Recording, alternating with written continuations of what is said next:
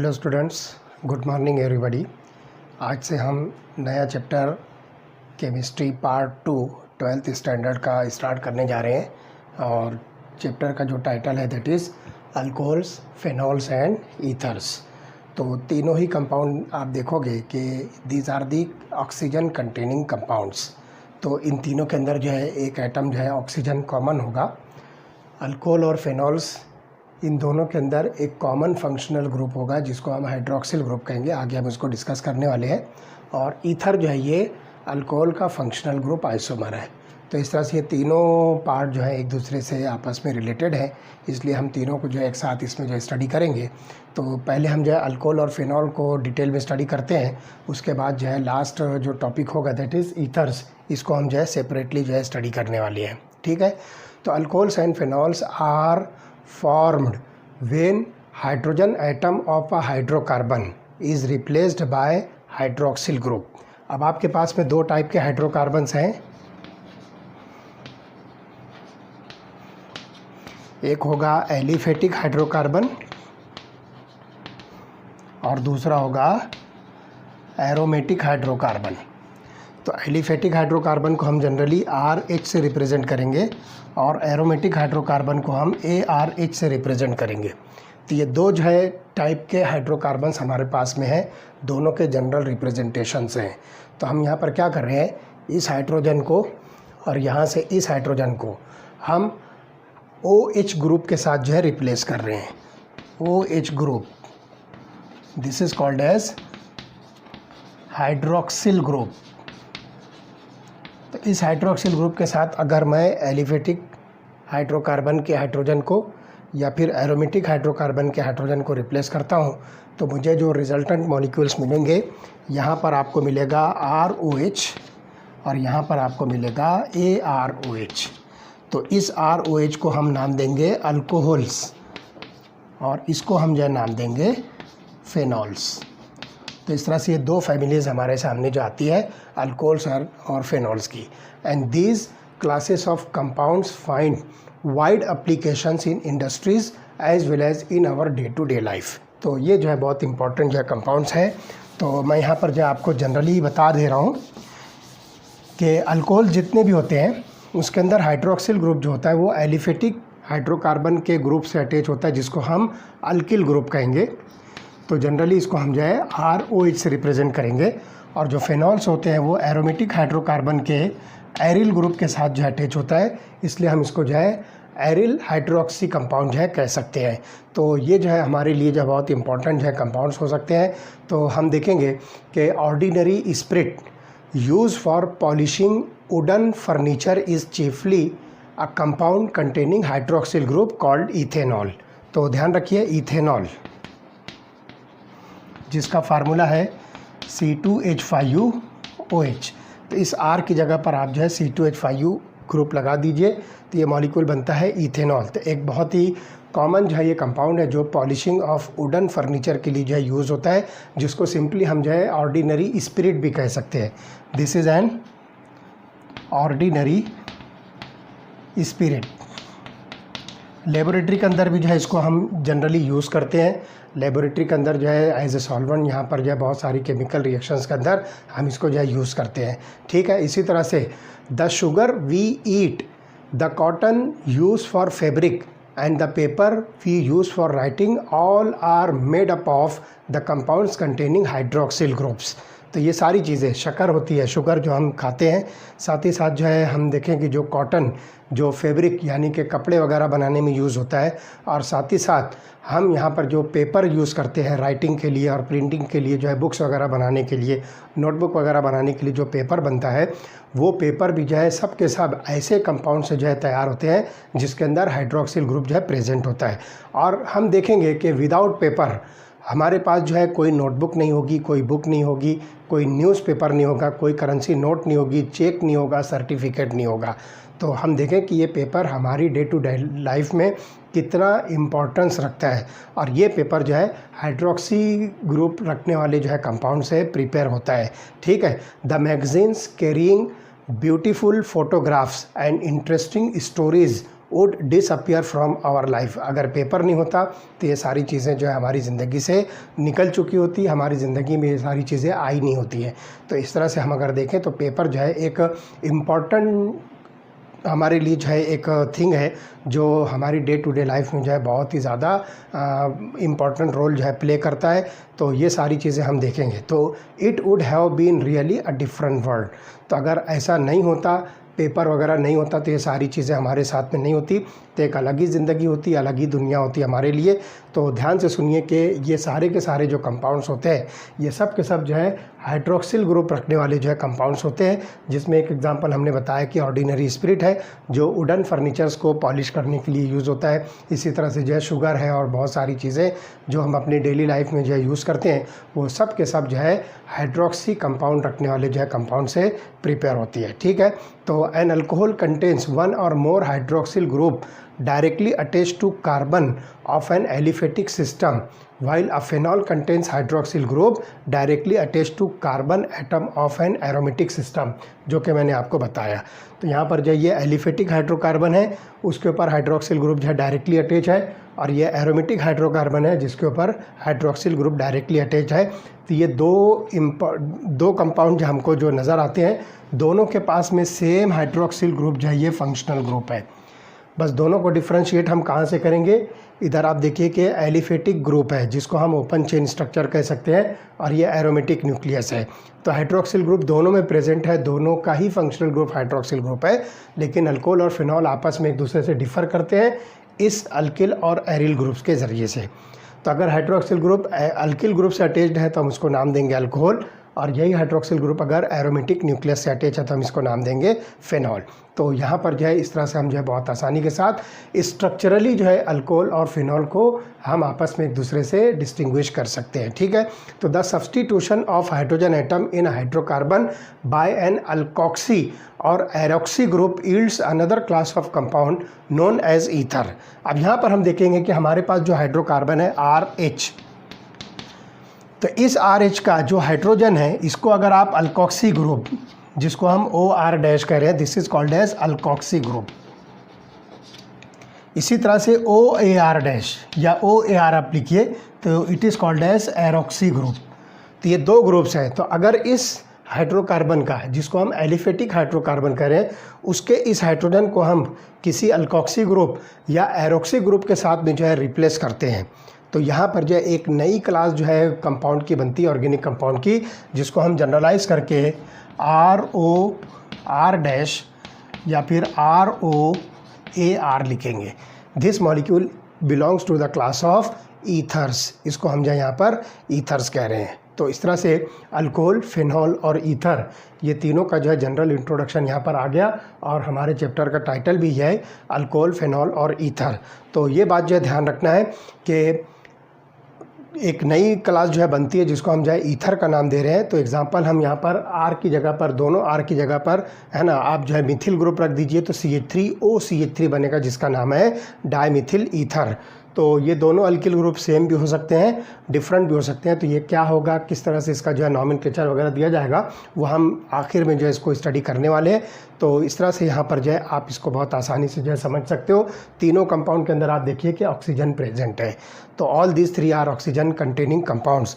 तो यहाँ पर जो है ध्यान रखना है कि डायमिथिल ईथर ये जो है इसकी एक बेस्ट एग्जांपल है, जिसमें दोनों अल्किल ग्रुप जो R और R- मिलता है, ये CH3 ग्रुप आप यहाँ पर जो है प्लेस कीजिए। ठीक है। And you may also visualise ethers as the compounds formed by substituting the hydrogen atom of hydroxyl group of an alcohol और फिनॉल बाय एन अल्किल और एरिल ग्रुप।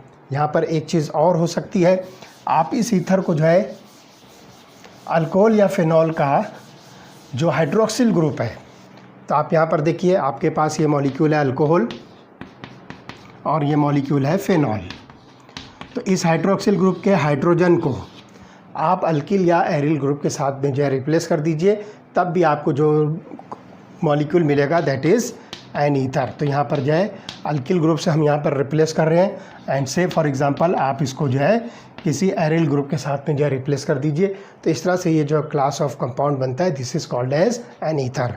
तो इस तरह से जो है अल्कोहल फिनॉल ईथर को आप जो है बहुत आसानी के साथ स्ट्रक्चरली एक दूसरे के साथ जो है डिस्टिंग्विश कर सकते हो और एक साथ उसको जो है आप स्टडी भी कर सकते हो। चलिए अब आते हैं, नेक्स्ट टॉपिक है क्लासिफिकेशन।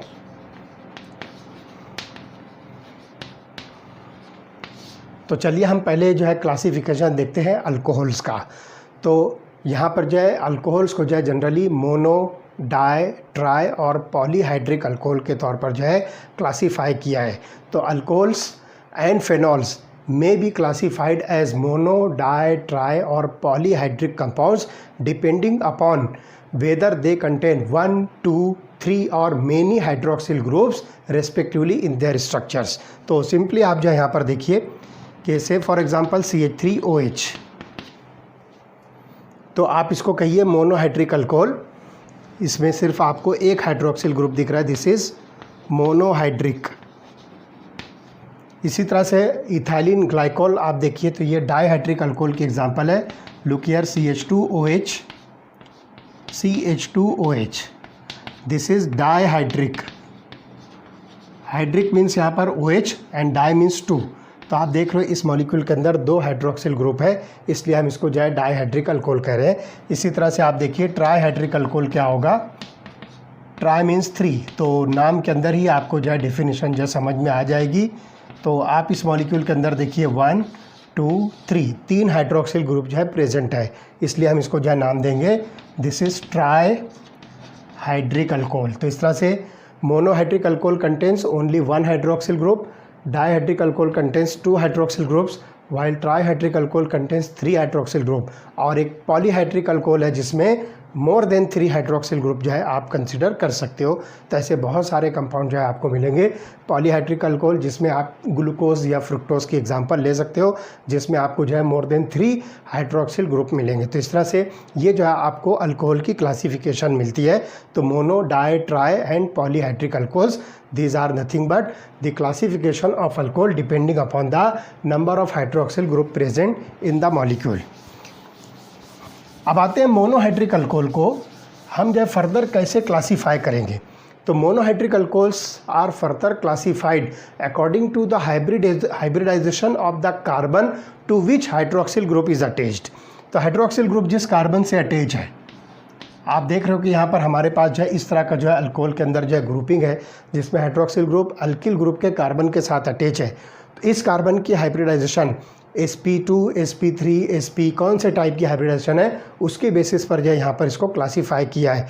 तो चलिए सबसे पहले हम जो है मोनोहाइड्रिक अल्कोहल की फर्दर क्लासीफिकेशन स्टडी करते हैं, जिसमें पहली क्लास होगी कंपाउंड्स कंटेनिंग CsP3OH बॉन्ड। पहली क्लास है CsP3OH बॉन्ड। ये जो है पहला अल्कोहल हम यहाँ पर जो है स्टडी करेंगे। तो इसमें जो है आप देखोगे कि हाइड्रोक्सिल जिस कार्बन के साथ अटैच्ड होगा उस कार्बन की जो हाइब्रिडाइजेशन होगी वो sp3 हाइब्रिडाइजेशन होगी। दैट मीन्स ये टेट्राहेड्रली, ये इसकी जो है शेप टेट्राहेड्रली, इसकी जो है ज्योमेट्री आप देखोगे, not tetra, it is tetrahedral. इसकी ज्योमेट्री जो है टेट्राहेड्रल होगी क्योंकि यहाँ पर जो है sp3 हाइब्रिडाइज कार्बन है। तो ये बात जो है बहुत आसानी के साथ जो है आप आइडेंटिफाई कर सकते हो। तो इसके अंदर भी आप देखोगे कि इसमें भी जो है और फर्दर जो है 3 टाइप्स हैं। तो मैं पहले एग्जांपल आपको बता दूं, CH3OH, CH3, CH2OH, CH3CH, CH3OH, और एक एग्जांपल और मैं लिखता हूँ यहाँ पर CH3C, CH3, CH3OH। तो इस तरह से आप देख रहे हो कि हाइड्रोक्सिल ग्रुप जिस कार्बन से अटैच्ड है, तो आप ये देखिए ये sp3 कार्बन है। हाइड्रोक्सिल जिस कार्बन के साथ अटैच्ड है ये sp3 है। हाइड्रोक्सिल ग्रुप जिस कार्बन से अटैच्ड है ये sp3। हाइड्रोक्सिल ग्रुप जिस कार्बन से अटैच्ड है ये sp3। तो आपको जो है अल्कोहल पहचानना है कि कौन से वैरायटी का है। तो आप सबसे पहले जो है हाइड्रोक्सिल ग्रुप को जो है टारगेट कीजिए, और वो हाइड्रोक्सिल ग्रुप जिस कार्बन से अटैच्ड है वो अगर sp3 हाइब्रिडाइज्ड कार्बन है तो आप उसको जो है नाम दीजिए alcohol of the type CsP3OH bond. तो यहाँ पर हम इसको जो है आसानी के साथ जो है समझ सकते हैं। sp3 कार्बन कौन सा होता है, ये मैंने आपको इसके पहले बताया था कि जितने भी कार्बन जो है सिंगली बॉन्डेड होते हैं उन सारे कार्बन्स को आप जो है sp3 हाइब्रिडाइज्ड जो है कार्बन कहोगे। अब यहाँ पर जो है ध्यान से सुनिए कि कार्बन की जो है डिफरेंट टाइप्स होती है। इसके पहले मैंने आपको बताया था कि 4 टाइप के कार्बन होते हैं, primary carbon, secondary carbon, tertiary carbon and quaternary carbon. तो वो कार्बन जो अपने सराउंडिंग में सिर्फ एक कार्बन के साथ डायरेक्टली अटैच्ड हो उसको हम प्राइमरी कार्बन कहेंगे। The carbon which is directly attached to 2 carbons is called as secondary carbon. Carbon attached with directly 3 carbons is called tertiary carbon and carbon directly attached with 4 carbons is called as quaternary carbon। तो यहाँ पर आप देख रहे हो कि इसको छोड़ दीजिए, ये एक्सेप्शनल केस है, आप इसको जो है प्राइमरी कार्बन ही कंसिडर कीजिए। तो यहाँ पर जो है on the basis of type of carbon to which hydroxyl group is attached the monohydric alcohol और CH3OH bond type alcohols are classified into 3 types like primary alcohol,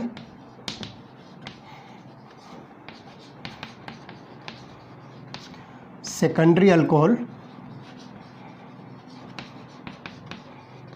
and tertiary alcohol. 3 type के जो है आपको alcohols मिलेंगे जिसके अंदर carbon की hybridisation जो है sp3 होगी। अब आप देखिए ये वाला और ये वाला हाइड्रोक्सिल ग्रुप जिस कार्बन से अटैच्ड है वो सिर्फ एक कार्बन से अटैच है, इसलिए इसका नेचर होगा primary, therefore it is called as primary alcohol. उसके बाद जो है आप ये वाला कार्बन देखिए हाइड्रोक्सिल ग्रुप जिससे अटैच्ड है तो इसके साथ में 2 कार्बन अटैच्ड हैं, इसलिए इसका नेचर होगा secondary, so this is secondary alcohol.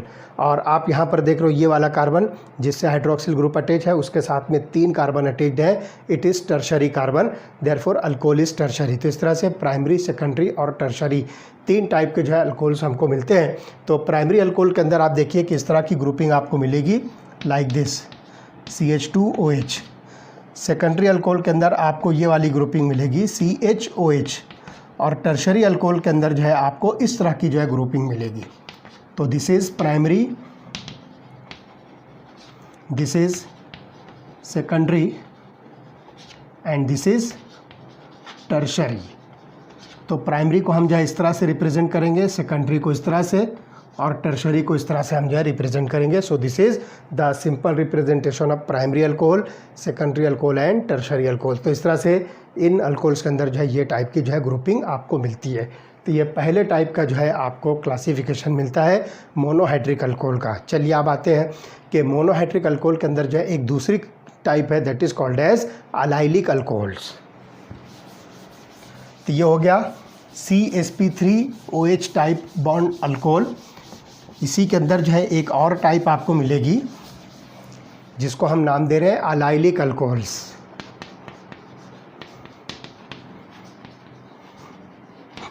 तो मैं आपको बता दूं हाइड्रोक्सिल ग्रुप जिस कार्बन से अटैच्ड है वो sp3 हाइब्रिडाइज्ड है, but this carbon is further attached with Dabali bonded carbon like this. तो यहाँ पर आप देख रहे हो डबली बॉन्डेड कार्बन का ये ग्रुप है, उसके साथ में जो कार्बन है ये sp3 हाइब्रिडाइज्ड है और उसके साथ में हाइड्रोक्सिल ग्रुप अटैच है। तो इस टाइप की ग्रुपिंग आपको जिस अल्कोहल के अंदर भी नज़र आएगी आप उस अल्कोहल को जो है नाम दोगे अलाइलिक अल्कोहल। तो अलाइलिक अल्कोहल भी जो है 3 टाइप के हैं, प्राइमरी, सेकेंडरी और टर्शरी। तो आप देख रहे हो ये प्राइमरी अलाइलिक अल्कोहल है, इसके अंदर जो है सेकेंडरी मैं बनाता हूँ, देखिए बिल्कुल इसी तरह से ये CH2 था तो यहाँ पर मैं CH कर दूँ OH और यहाँ पर जो है आप एक कार्बन जो है और कंसिडर कीजिए तो आप देखोगे कि ये सेकेंडरी हो जाएगा। This is primary allylic alcohol, this is secondary allylic alcohol और मैं जो है टर्शरी आपको बता दूँ बिल्कुल सब कुछ वही रहेगा, CH2 double bond CH then COH और यहाँ पर एक कार्बन और यहाँ पर एक कार्बन। तो इस तरह से आप देखिए कि ये भी जो है अलाइलिक अल्कोहल है but it is tertiary allylic alcohol. तो हर एक में देखिए हाइड्रोक्सिल ग्रुप जिस कार्बन से अटैच्ड है वो sp3 हाइब्रिडाइज्ड है, this one and also this one.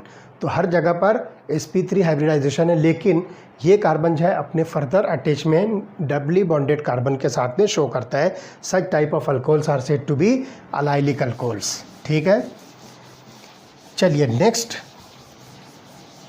sp3 hybridise carbon के साथ ही हाइड्रोक्सिल ग्रुप होगा अटैच, लेकिन उस अल्कोहल का नाम होगा बेंजाइलिक अल्कोहल। तो क्या होता है देखिए, बेंजाइलिक अल्कोहल आपके पास में CH2OH है। ठीक है, CH2OH ये जो है प्राइमरी कार्बन है, और ये कार्बन जो है फर्दर बेंजीन के साथ अटैच्ड है। तो such type of alcohol is called as benzylic alcohol. तो यहाँ पर जो ध्यान रखिए कि OH group is attached to sp3 hybridise carbon, and next this carbon is attached to the aromatic ring. तो यहाँ पर ये मॉलिक्यूल जो आपको मिलता है, this is called as benzyl alcohol, and it is included to the class of benzylic alcohol. तो इसमें भी आप देखोगे कि प्राइमरी, सेकेंडरी और टर्शरी है। तो आप ये देखिए, ये प्राइमरी अल्कोहल हो गया। उसके बाद जो है इसी को जो है मैं सेकेंडरी अल्कोहल बना देता हूँ लाइक दिस। तो यहाँ पर जो है आप एक कार्बन अटैच करके इसको जो है सेकेंडरी अल्कोहल बना दीजिए, और इसी को जो है यहाँ पे आप 2 कार्बन अटैच कर दीजिए, तो ये हो जाएगा टर्शरी अल्कोहल। तो इसके अंदर भी जो है बेंजाइलिक अल्कोहल के अंदर भी आप देखोगे प्राइमरी, सेकेंडरी और टर्शरी टाइप के जो अल्कोहल्स होते हैं। तो यहाँ पर आप देखिए कि सिर्फ ये कार्बन है सिंगल, और उसके साथ में हाइड्रोक्सिल ग्रुप अटैच्ड है। इस कार्बन के साथ में आप देख रहे हो कि एक कार्बन और हो गया, तो ये सेकेंडरी नेचर का हो गया। Therefore this benzylic alcohol is secondary. उसके बाद इस कार्बन के साथ देखिए 2 कार्बन्स और अटैच्ड है, तो इसका नेचर हो गया टर्शरी। तो इस तरह से आप यहाँ पर देखोगे कि ये जो है टर्शरी अल्कोहल की एग्जांपल है। तो ये बात जो है ख़ास तौर से ध्यान रखना है कि इस कार्बन के साथ में बेंजीन रिंग का एक कार्बन अटैच है। इस कार्बन के साथ में आप देखिए एक एक्स्ट्रा कार्बन यहाँ दिख रहा है, और एक कार्बन जो है बेंजीन का। इसी तरह से इस कार्बन के साथ में आप देख रहे हैं 2 एक्स्ट्रा कार्बन, और साथ ही साथ जो है बेंजीन का। इस तरह से 3 कार्बन है। तो ये टर्शरी नेचर का, ये सेकेंडरी नेचर का, और ये प्राइमरी नेचर का। तो इस तरह से जो है यहाँ पर आप CsP3 हाइब्रिडाइज जो है कार्बन जो है कंसिडर कर सकते हो। ठीक है, तो इस तरह से हम जो है बहुत आसानी के साथ जो है इसको स्टडी कर सकते हैं। इसी तरह से यहाँ पर जो है ध्यान रखना है कि अलाइलिक एंड बेंजाइलिक अल्कोहल्स में भी प्राइमरी, सेकेंडरी और टर्शरी, तो जो हमने अभी डिस्कस किया वही चीज़ यहाँ पर जो है आ गई। ठीक है, चलिए अब नेक्स्ट क्लासिफिकेशन हम जो डिस्कस करते हैं फेनॉल्स की। तो यहाँ पर जो है ध्यान रखना है कि बिफोर गोइंग टू फेनॉल्स, हम यहाँ पर जो है अब दूसरी क्लासिफिकेशन लेंगे। देखिए, पहली क्लासिफिकेशन हो गई CsP3OH बॉन्ड, और उसके अंदर जो हमने 3 टाइप जो है डिस्कस किया। एक तो डायरेक्ट इसी के अंदर जो है प्राइमरी, सेकेंडरी और टर्शरी। उसके बाद जो है दूसरी जो है वैरायटी हमने जो इसमें अलाइलिक अल्कोहल स्टडी किया, इसके अंदर भी प्राइमरी, सेकेंडरी और टर्शरी। और तीसरी टाइप हमने जो है इसमें स्टडी किया बेंजाइलिक अल्कोहल, जिसमें प्राइमरी, सेकेंडरी और टर्शरी फर्दर क्लासिफिकेशन हमको मिलती है। अब दूसरी टाइप हम यहाँ पर जो स्टडी करेंगे CsP2OH bond, means hydroxyl group जिस कार्बन के साथ अटैच्ड है वो कार्बन जो है डबली बॉन्डेड होगा लाइक दिस। इस तरह से जो है आपको यहाँ पर जो है ये मॉलिक्यूल के अंदर अटैचमेंट मिलेगा। This molecule is also called as vinylic alcohol. This molecule or this type is also called as vinylic alcohol. For example एक और अल्कोहल मैं आपको बताता हूँ, दिस वन। साइक्लिक स्ट्रक्चर लीजिए, कार्बन कार्बन डबल बॉन्ड है, और इसके साथ में आप जो है कार्बन अटैच कीजिए, और यहाँ पर एक हाइड्रोक्सिल ग्रुप आप ले लीजिए। तो इस तरह से आपको यहाँ पर जो अटैचमेंट मिलेगा, तो ये कार्बन जो है डबली बॉन्डेड, हाइड्रोक्सिल ग्रुप जो है यहाँ पर आप अटैच कीजिए लाइक दिस। तो this is again an example of vinylic alcohol. तो इस तरह से यहाँ पर जो है आप 2 टाइप जो है जनरली अल्कोहल के अंदर देखोगे। एक में जो है hydroxyl group sp3 hybridise carbon से, और दूसरे में हाइड्रोक्सिल ग्रुप sp2 कार्बन के साथ में। तो ये कार्बन जो आप देख रहे हो ये sp2 हाइब्रिडाइज्ड है। sp2 हाइब्रिडाइज कार्बन कैसे आइडेंटिफाई करना मैंने आपको बताया था कि वो कार्बन जो है डबली बॉन्डेड होना चाहिए, तो आप उसको डायरेक्टली कह सकते हो कि ये sp2 हाइब्रिडाइज कार्बन है। ठीक है, चलिए हम नेक्स्ट क्लासिफिकेशन स्टडी करते हैं फेनॉल्स की। तो ये क्लासिफिकेशन हो गई अल्कोहल की। अब नेक्स्ट क्लासिफिकेशन हम जो स्टडी करेंगे फेनॉल्स की। तो फेनॉल्स के अंदर भी जो है आपको मिलेगा mono, di and trihydric phenols. तो तो इसके अंदर भी आप देखोगे कि on the basis of number of hydroxyl groups phenol की जो है 3 क्लासिफिकेशन है, monohydric phenol, dihydric phenol and trihydric phenol. तो एग्जांपल जो है आप देखिए, सिंपल बेंजीन रिंग के साथ जो है आप एक हाइड्रोक्सिल ग्रुप अटैच कीजिए, तो इसको हम नाम देंगे मोनोहाइड्रिक। इसी बेंजीन के साथ में आप 2 हाइड्रोक्सिल ग्रुप अटैच कर दीजिए, तो ये बन जाएगा डाईहाइड्रिक।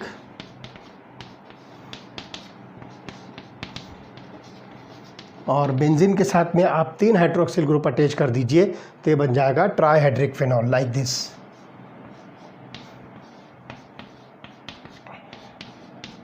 This one. तो इसको हम जो है नाम देंगे ट्राईहाइड्रिक। तो इस तरह से आप जो है mono, di and trihydric phenols के अंदर जो है कंसिडर कर सकते हो। ठीक है, अब आते हैं लास्ट क्लासिफिकेशन ईथर्स की।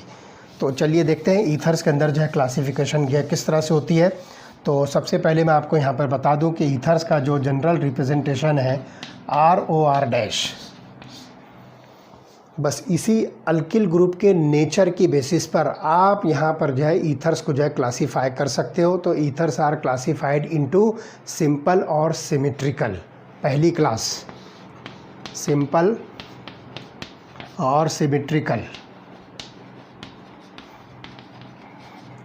तो इसमें क्या होगा, सिंपली जो दोनों R ग्रुप्स हैं वो सेम होंगे, तो R is equal to R'।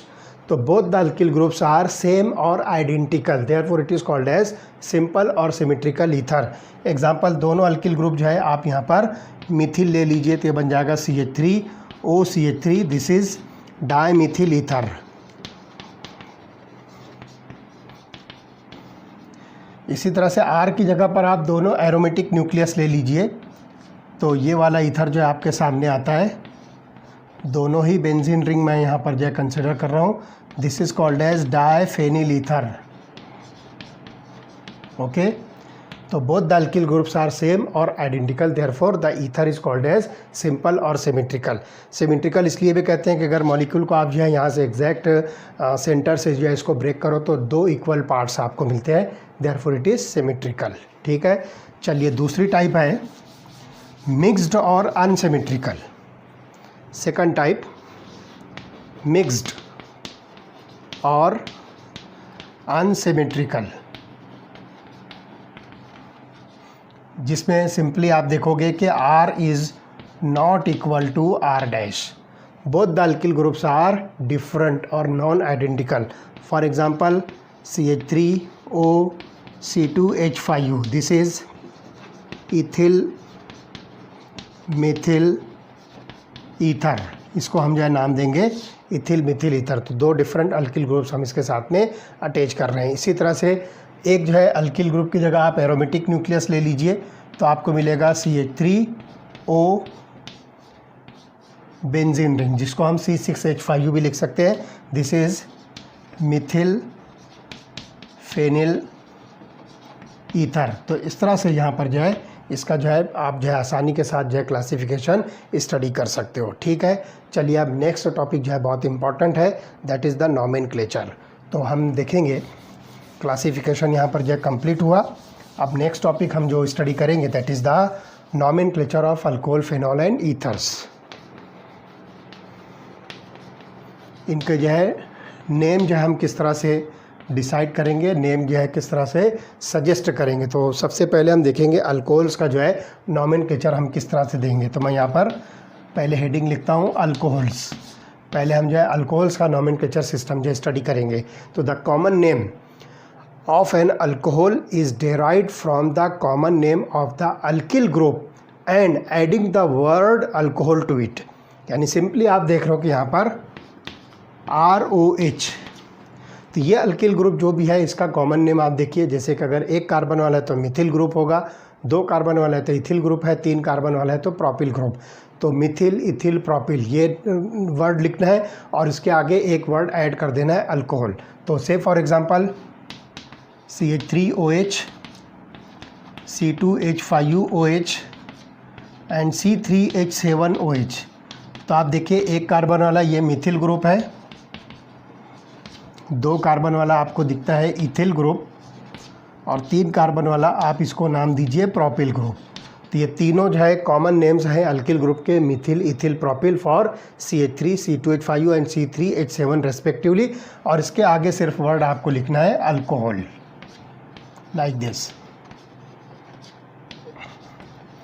तो इस तरह से CH3OH का कॉमन नेम बनेगा मिथिल अल्कोहल, C2H5OH का कॉमन नेम बनेगा इथिल अल्कोहल एंड C3H7OH का कॉमन नेम बनेगा प्रोपिल अल्कोहल। तो ये जो है आसानी के साथ जो है आप ये नॉमेनक्लेचर सिस्टम जो है स्टडी कर सकते हो। अब यहाँ पर जो है ध्यान रखना है कि अगर आप IUPAC नॉमेनक्लेचर स्टडी करना चाहोगे तो ध्यान से सुनिए, आपके पास जो पेरेंट हाइड्रोकार्बन बनता है तो ये ध्यान रखना है कि according to IUPAC system the name of an alcohol is derived from the name of the alkane from which the alcohol is derived.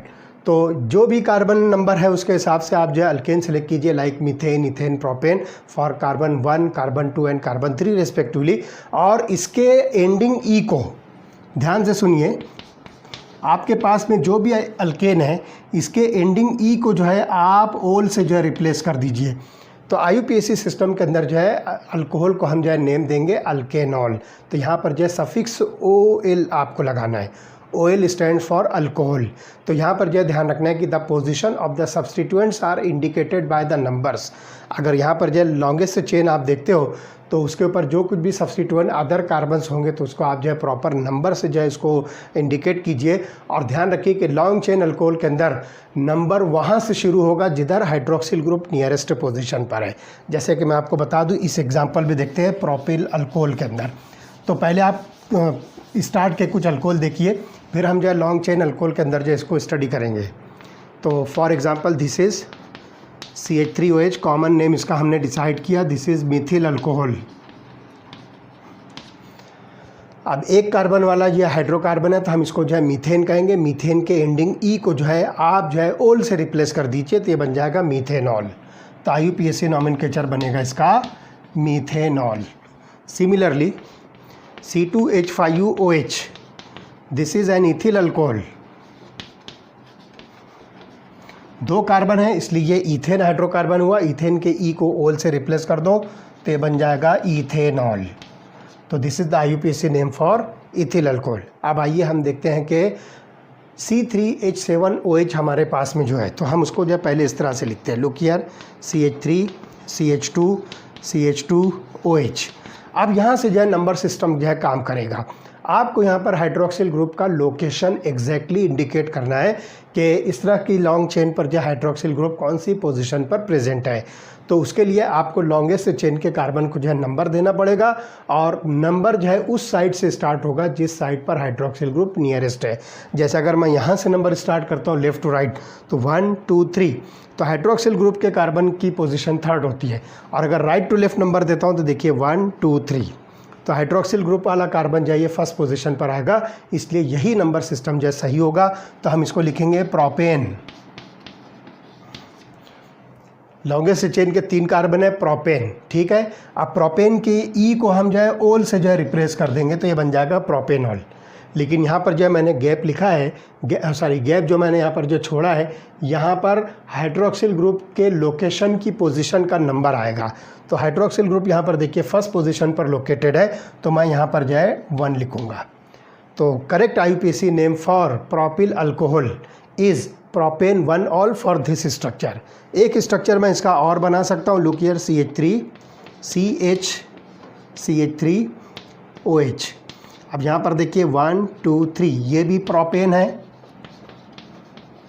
इसके ई को मैंने जो है ओल से रिप्लेस किया तो ये बन गया प्रोपेनॉल। लेकिन हाइड्रोक्सिल ग्रुप सेकंड पोजीशन पर लोकेटेड है तो मैं यहाँ लिखूँगा 2। तो correct IUPAC name for this molecule is propane 2 all और इसका कॉमन नेम है आइसोप्रोपिल अल्कोहल। तो इसका जो है IUPAC नेम जो है प्रोपेन 2 ऑल है, लेकिन इसका जो है कॉमन नेम होगा आइसोप्रोपिल अल्कोहल। इसका कॉमन नेम होगा N propyl alcohol. N stands for normal chain, ठीक है। चलिए और कुछ है स्ट्रक्चर जो हम स्टडी करेंगे। थोड़े से कार्बन के नंबर हम जो है और इंक्रीज़ करते हैं तो देखिए कौन कौन से मॉलिक्यूल्स हमारे सामने आते हैं।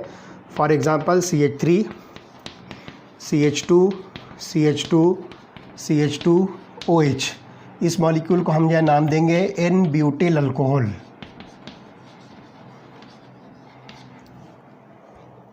नॉर्मल ब्यूटिल अल्कोहल है ये, एन ब्यूटिल अल्कोहल। और फिर से आप देखिए IUPAC नॉमेनक्लेचर अगर हम दे तो 1 2 3 4 फर्स्ट पोजीशन पर हाइड्रोक्सिल ग्रुप है, तो this molecule is butane. Butane की ई को हमने जो है ओल से रिप्लेस कर दिया, तो ये हो गया ब्यूटेनॉल। फर्स्ट पोजीशन पर हाइड्रोक्सिल ग्रुप लोकेटेड है, तो 1 यहाँ पर लिखेंगे। So correct name for n butyl alcohol IUPAC name is butan 1-ऑल। ठीक है, चलिए आते हैं हम सेकेंडरी ब्यूटिल अल्कोहल का जो है नाम क्या दे सकते हैं। लुक हियर दिस वन,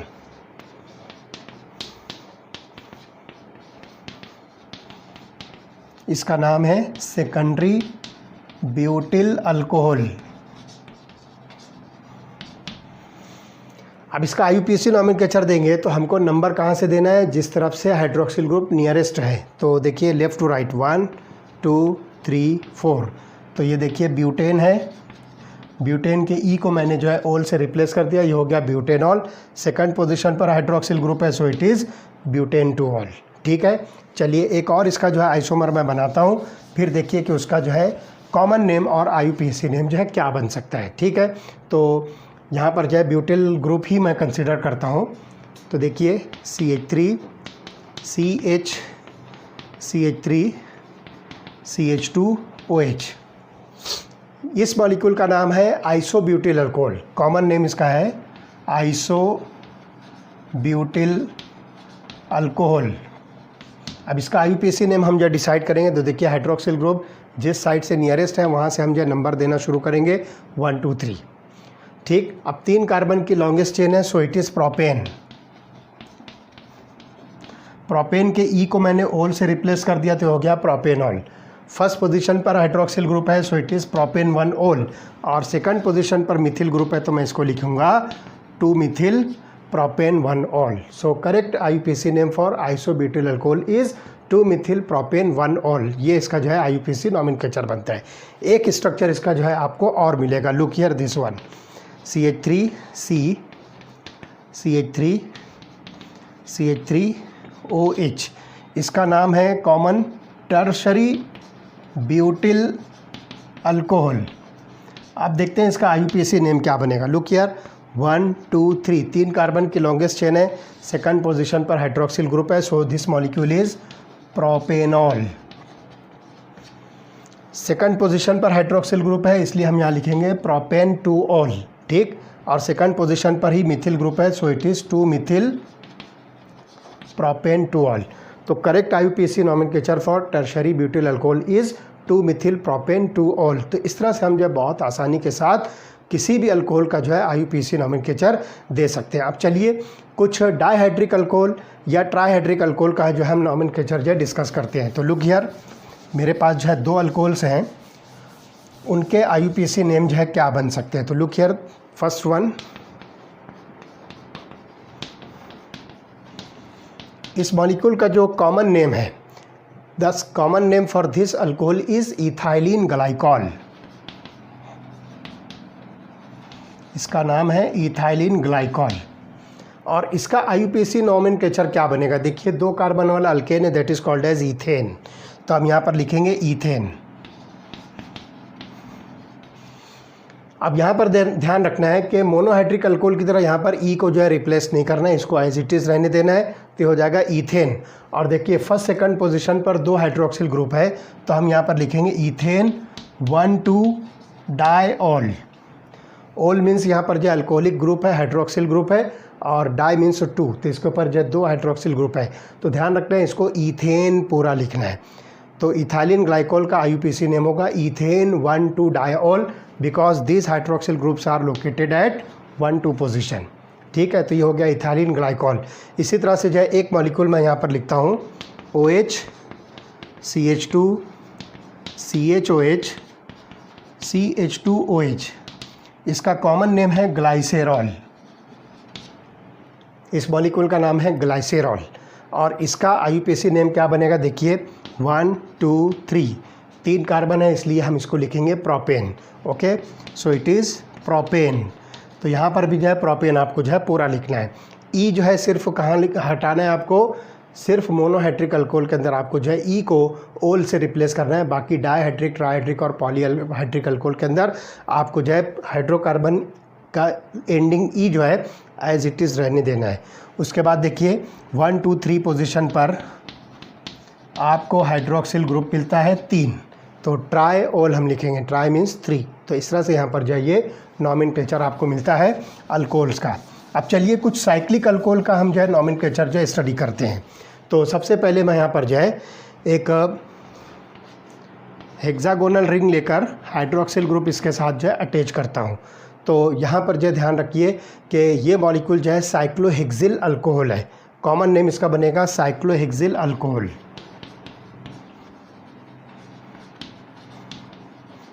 और IUPAC नेम बनेगा साइक्लोहेक्सेनॉल। सब कुछ वही रहेगा, बस सिर्फ इसके वर्ड के पहले जो है एक प्रीफिक्स लगेगा cyclo, because this is ring compound और साइक्लिक कंपाउंड। ठीक है। इसी तरह से अगर जो है कोई सब्स्टिट्यूएंट इसके ऊपर प्रेजेंट है, एक एग्जांपल दी हुई है, देखिए दिस इज़ हाइड्रोक्सिल ग्रुप, तो ये जो है साइक्लोप्रोपेनॉल है, ये sorry not pentanol, it is cyclopentanol. 5 carbon वाली जो है रिंग है, इसलिए हम इसको साइक्लोपेंटेनॉल कहेंगे।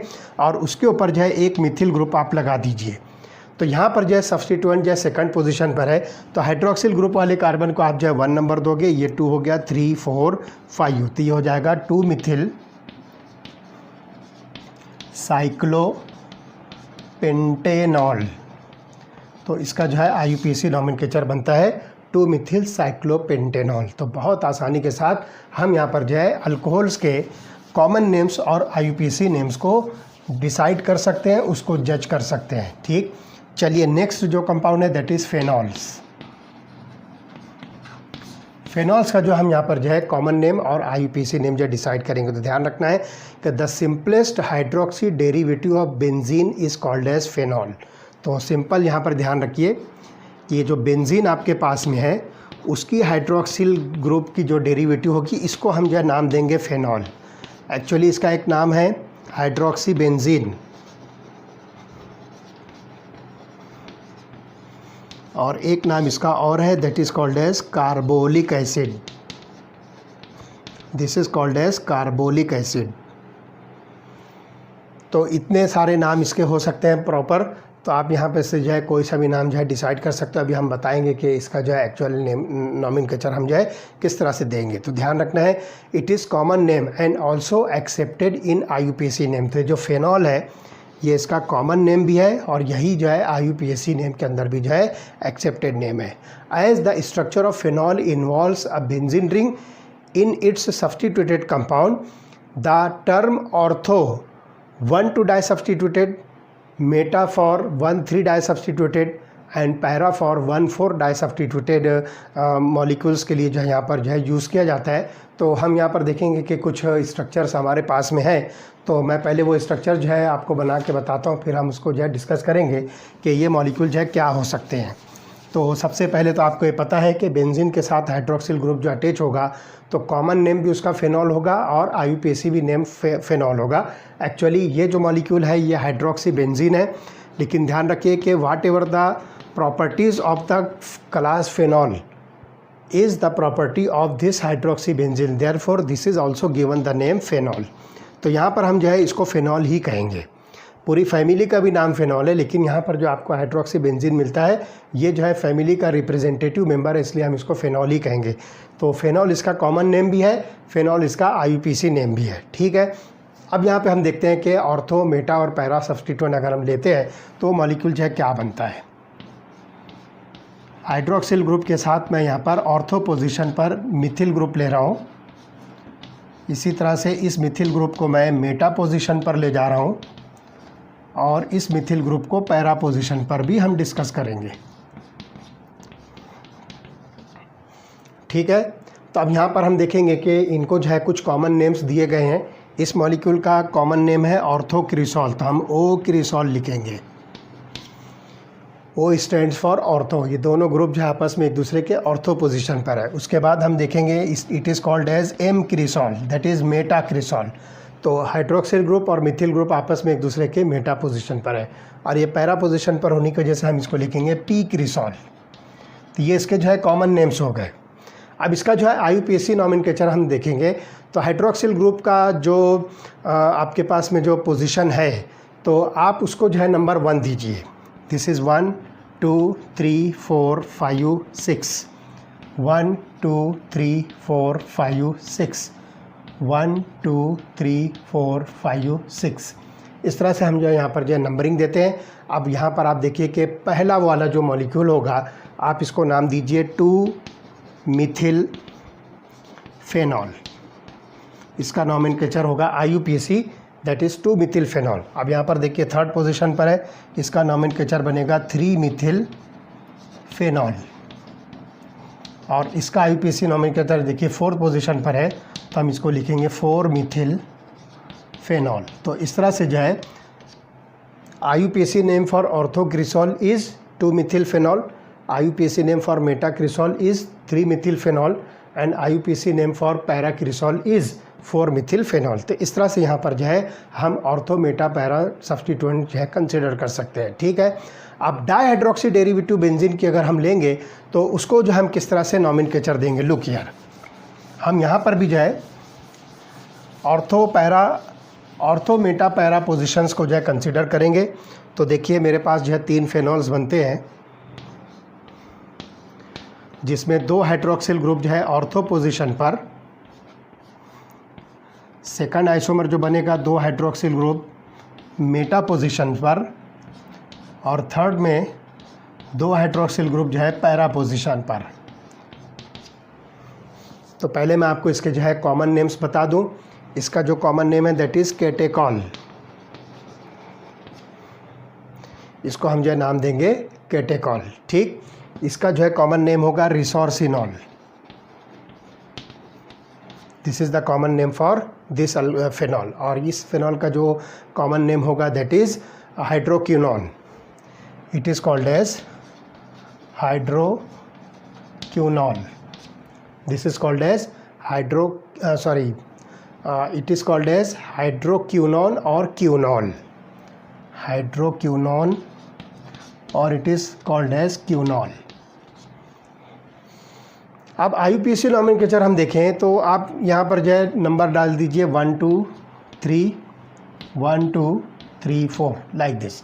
अब 2 हाइड्रोक्सिल ग्रुप की रिलेटिव पोजीशन देखिए और इसको हम नाम देंगे बेंजीन 1,2 डायऑल, पहले वाला molecule. This is benzene 1,2 डायऑल, 2 hydroxyl group इसके ऊपर प्रेजेंट है। इसी तरह से रिसोर्सिनॉल को हम नाम देंगे बेंजीन 1,3 डायऑल, और इसको हम नाम देंगे बेंजीन 1,4 डायऑल। तो इस तरह से हम यहाँ पर जो है कॉमन नेम और IUPAC नॉमेनक्लेचर जो है आसानी के साथ जो है स्टडी कर सकते हैं। So this is about the nomenclature of phenols. चलिए आते हैं नॉमेनक्लेचर ऑफ ईथर्स।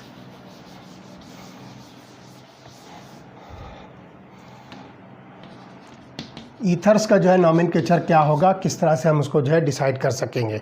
तो पहले मैं कुछ 2-3 ईथर्स जो है बना लेता हूँ, फिर उसका जो है नॉमेनक्लेचर आपको बताता हूँ।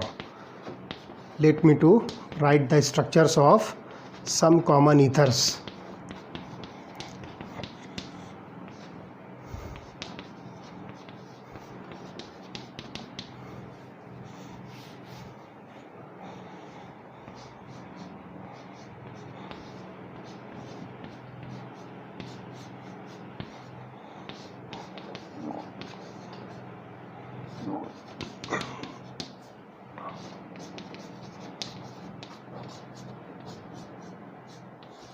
चलिए वन बाय वन हम इसके कॉमन नेम्स और IUPAC नॉमेनक्लेचर जो है स्टडी करेंगे। तो बिल्कुल आसान है, इसमें ध्यान रखना है कि कॉमन नेम्स अगर हम ईथर का डिसाइड करें तो इस डाइवैलेंट ऑक्सीजन के दोनों साइड में जो अल्किल ग्रुप्स हैं उसको आइडेंटिफाई करो, उनके नाम लिख के उसके आगे वर्ड ईथर लिख दीजिए। अगर दोनों अल्किल ग्रुप सेम है तो आप डाई प्रीफिक्स के साथ लिखिए। तो देखिए हो जाएगा डाईमिथिल और आगे मैं वर्ड लिख दूँ ईथर। तो the common name for this molecule is dimethyl ether. इसी तरह से आप देखिए यहाँ पर 2 इथिल ग्रुप्स हैं, तो मैं इसको नाम दूंगा diethyl ether, diethyl ether. इसी तरह से आप देखिए कि यहाँ पर 2 बेंजीन रिंग्स हैं जिसको हम जो है फेनिल ग्रुप्स कहेंगे, तो इसका नॉमेनक्लेचर बनेगा डाई फेनिल ईथर। तो इस तरह से हम जो है बहुत आसानी के साथ सिंपल ईथर्स का नोमेनक्लेचर डाई प्रीफिक्स लगाकर जो है लिख सकते हैं। ठीक, अब आप देखिए कि दो डिफरेंट ग्रुप्स हैं, तो यहाँ पर जो है आप इन दोनों ग्रुप्स को आइडेंटिफाई कीजिए अल्किल ग्रुप के तौर पर और इनको अल्फ़ाबेटिक सीक्वेंस में अरेंज करके उसके आगे वर्ड ईथर लगाइए। तो देखिए this is methyl group, this is ethyl group. तो इथिल का ई जो है अल्फ़ाबेटिक सीक्वेंस में पहले आएगा, फिर मिथिल आएगा, तो हम इसको लिखेंगे इथिल, मिथिल और आगे वर्ड हमने लिख दिया ईथर।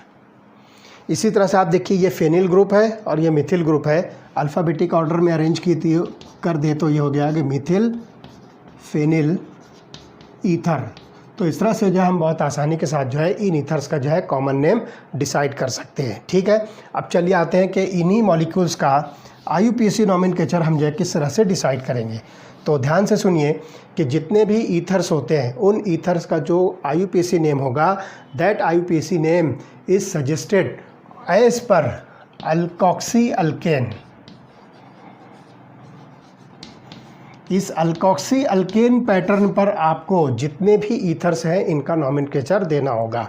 ठीक है, तो अब यहाँ पर आप देखिए कि दोनों अल्किल ग्रुप जब सेम है तो कोई प्रॉब्लम नहीं है, आप एक को जो है मिथॉक्सी बना दीजिए और दूसरे को जो है मीथेन कहिए। तो ये डाईमिथिल ईथर का IUPAC नेम होगा मिथॉक्सी मीथेन। तो एक पेरेंट हाइड्रोकार्बन बनाना है और एक जो है आपको अल्कोक्सी डेरिवेटिव जो है कंसिडर करना है, तो ये हो जाएगा methoxy methane. Same is the case for here, तो ये बन जाएगा इथॉक्सी ईथेन। एक जो है हाइड्रोकार्बन बना देना है और एक को अल्कोक्सी ग्रुप लेना। अब यहाँ पर भी आप देखिए क्या हो जाएगा, ये एक ग्रुप को जो है आप फेनॉक्सी कहिए और ये फेनॉक्सी फॉर एग्जांपल दिस वन, ये किसके साथ अटैच है, बेंजीन के साथ, तो हम यहाँ पर लिखेंगे phenoxy benzene. This is the IUPAC name for diphenyl ether. ठीक, अब यहाँ पर आप देखिए कि दो डिफरेंट ग्रुप्स हैं, दो डिफरेंट साइज़ के जो है ग्रुप्स हैं।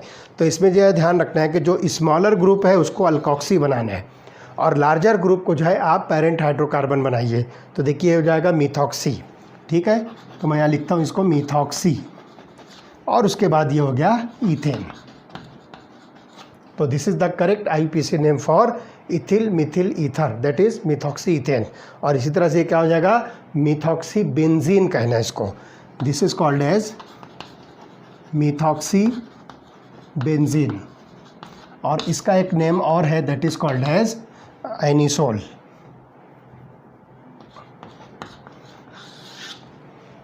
इसका एक नेम और है, that is called as anisole. तो आप इसको जो है एनिसोल भी कह सकते हो। ठीक है, अब चलिए यहाँ पर जो है कुछ और जो है यहाँ पर ईथर्स के जो है नोमेनक्लेचर होंगे, मैं आपको जो है वन बाय वन उसको जो है शो करता हूँ। और ये जो है आप अपनी बुक में IUPAC नोमेनक्लेचर ऑफ ईथर जो है यहाँ पर दिया हुआ है और वो नोमेनक्लेचर का जो टेबल है that is table number 11.2। Table 11.2 जो है आप देखिए, इसके अंदर जो है आपको बहुत सारे जो है ईथर्स के कॉमन नेम्स और साथ ही साथ जो है उसके IUPAC नेम्स जो है दिए हुए हैं। ठीक है, तो एक एग्जांपल मैं जो है आपको बताता हूँ, that is called as methyl n propyl ether. ठीक, तो मिथिल एन प्रोपिल ईथर कैसे बनेगा, look here this one, CH3O CH2 CH2 CH3, इसका जो है कॉमन नेम है मिथिल एन प्रोपिल ईथर।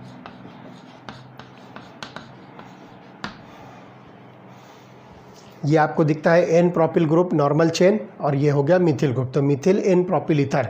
लेकिन IUPAC में देखना है कि स्मॉलर जो ग्रुप होगा इसको आप जो है मिथॉक्सी कंसीडर कीजिए। ठीक है, तो ये जो हो गया मिथॉक्सी, उसके बाद जो है ये पेरेंट हाइड्रोकार्बन लार्जर जो है दैट इज़ प्रोपेन।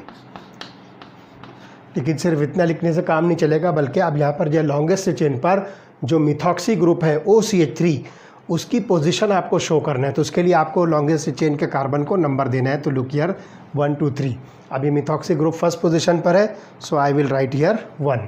तो the correct IUPAC name for methyl n propyl ether is 1 methoxy propane. तो इस तरह से जो है बहुत आसानी के साथ आप जो है किसी भी ईथर का जो है नोमेनक्लेचर दे सकते हो। इसका एक आइसोमर मैं बताता हूँ, इसी मॉलिक्यूल का एक आइसोमर आप देखिए, तो वो हो जाएगा मिथिल आइसोप्रोपिल ईथर। तो look here this one, CH3O CH CH3, this is Mithil isopropyl ether, ये जो इसका कॉमन नेम है। अब आपको इसका IUPAC नेम देना है, तो देखिए ये ग्रुप आपके सामने है मिथॉक्सी ग्रुप, तो मैं यहाँ लिखता हूँ इट इज़ मिथॉक्सी। और ये 3 कार्बन वाला ग्रुप है, तो हम इसको नाम देंगे प्रोपेन। तो this molecule is methoxy propane. लेकिन मिथॉक्सी ग्रुप की पोजीशन आपको बताना है, तो look here, this is carbon number 1, this is 2, this is 3। तो सेकंड कार्बन पर मिथॉक्सी ग्रुप प्रेजेंट है, so I will write here 2 methoxy propane. तो इस तरह से जो है बहुत आसानी के साथ हम जो है किसी भी ईथर का जो है IUPAC नॉमेनक्लेचर दे सकते हैं। यही चीज़ जो है साइक्लिक ईथर के अंदर भी आप देखोगे कि आपके पास में जो हाइड्रोक्सिल ग्रुप जो साइक्लिक रिंग है, तो वो कितने नंबर ऑफ कार्बन्स उसके अंदर है, तो उसके नाम के पहले जो आपको साइक्लो लगाना है। जैसे 6 मेंबर साइक्लिक रिंग है, तो आप उसको साइक्लोहेक्सेन कहिए। इस तरह से जो है बहुत आसानी के साथ जो है आप नॉमेनक्लेचर सिस्टम जो है दे सकते हो। तो यहाँ पर देखिए मैं आपको बता दूँ, एक एग्जांपल आपकी बुक में दी हुई है। 2 मिथिल ग्रुप्स हैं यहाँ पर, और ये जो है OC2H5U है। तो आप देखिए ये इतना पूरा जो है ये पेरेंट हाइड्रोकार्बन ले लिया, और इसको जो है आप इथॉक्सी ग्रुप कंसिडर कीजिए, तो ये हो जाएगा इथॉक्सी। ठीक है, ये इथॉक्सी ग्रुप। अब ये कहाँ पर है, देखिए नंबर आप यहाँ से जिस तरफ ब्रांचिंग है, जिस तरफ जो सब्स्टिट्यूएंट है नंबर, वहाँ से स्टार्ट कीजिए। 1 2 3 4 5 6, तो ये हो गया 2 इथॉक्सी। ठीक है, ये हो गया 2 इथॉक्सी। अब फर्स्ट पोजीशन पर 2 मिथिल ग्रुप्स हैं, तो मैं यहाँ पर लिखूँगा 1 डायमिथिल, और पूरा मॉलिक्यूल है साइक्लोहेक्सेन। तो इस तरह से हम जो है बहुत आसानी के साथ किसी भी मॉलिक्यूल का जो है IUPAC नॉमेनक्लेचर जो ईथर के अंदर होगा, अलग अलग जो है ग्रुपिंग के हिसाब से, उसको हम आसानी के साथ जो है डिसाइड कर सकते हैं। चलिए एक एग्जांपल मैं अपनी तरफ से बता देता हूँ कि उसका जो है IUPAC नॉमेनक्लेचर किस तरह से बनेगा।